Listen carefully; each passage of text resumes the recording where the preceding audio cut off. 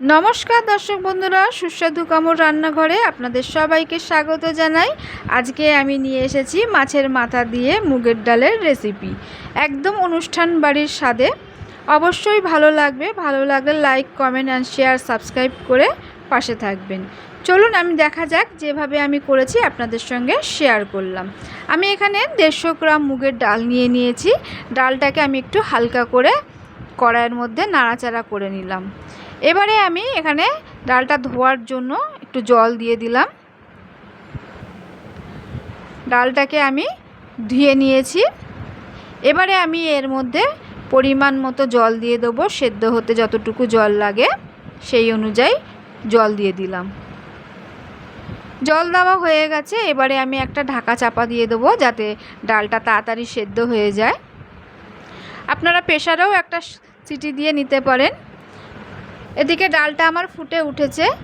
এবারে ওপরে যে গেজাটা রয়েছে এই গেজাটাকে আমি ফেলে দেব। ডালটা আমার সেদ্ধ হয়েই এসছে। এবারে ডালটাকে আমি নামিয়ে রাখবো।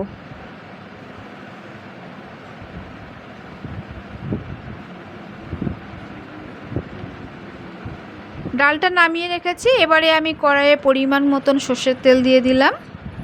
এদিকে আমি মাছের মাথাটাকে নুন হলুদ মাখিয়ে রেখেছিলাম। এবারে মাছের মাথাটা আমি লাল লাল করে ভেজে নেব। 2 পিঠ একটু কড়া করেই ভাজবো, না হলে মাছের যে একটা আঁশঠানি গন্ধ সেটা থেকে যায়।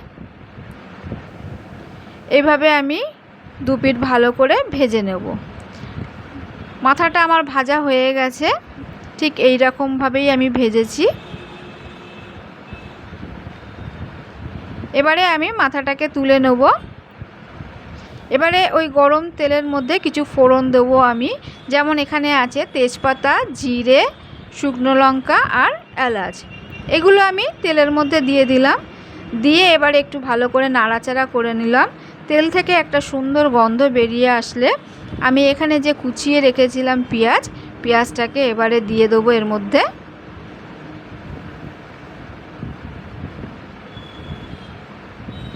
পেঁয়াজটা দেওয়া হয়ে গেছে। এবারে পেঁয়াজটাকে আমি নাড়াচাড়া করে নেব অল্প করে।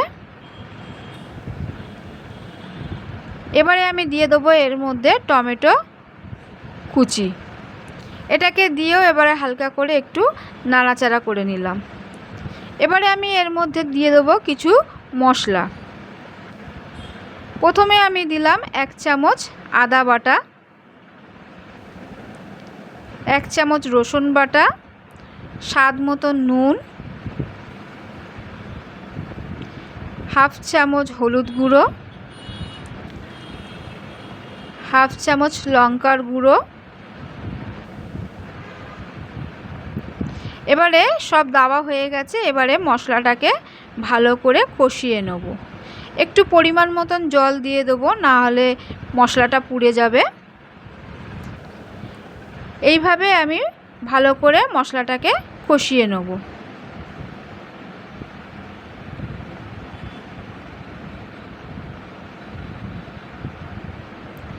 মশলাটার থেকে যতক্ষণ না গন্ধটা চলে যাচ্ছে, মশলার যে কাঁচা গন্ধটা আদা রসুনের, সেই গন্ধটা যতক্ষণ না যাচ্ছে আমি এইভাবেই কষিয়ে নিয়েছি।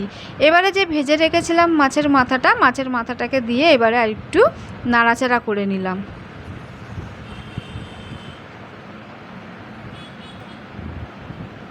মাছের মাথাটাও আমার কষানো হয়ে গেছে। এবারে আমি যে সেদ্ধ করে রেখেছিলাম মুগের ডালটা এর মধ্যে এবারে দিয়ে দিলাম।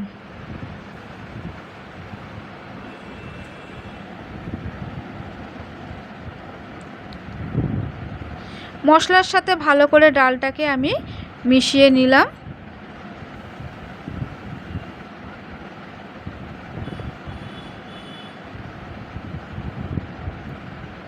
এবারে এর মধ্যে আমি দিয়ে দেব পরিমাণ মতো চিনি। মুগের ডালে একটু মিষ্টি না দিলে ভালো লাগে না, ওই জন্য একটু চিনি দিয়ে দিলাম। যারা দেবেন না, মিষ্টি খেতে পছন্দ করেন না, তারা দেবেন না। এবারে আমি নামানোর আগে একটু গরম মশলা আর ঘি দিয়ে নাবিয়ে নেব। আমার ডাল রেডি হয়ে গেছে আজকে।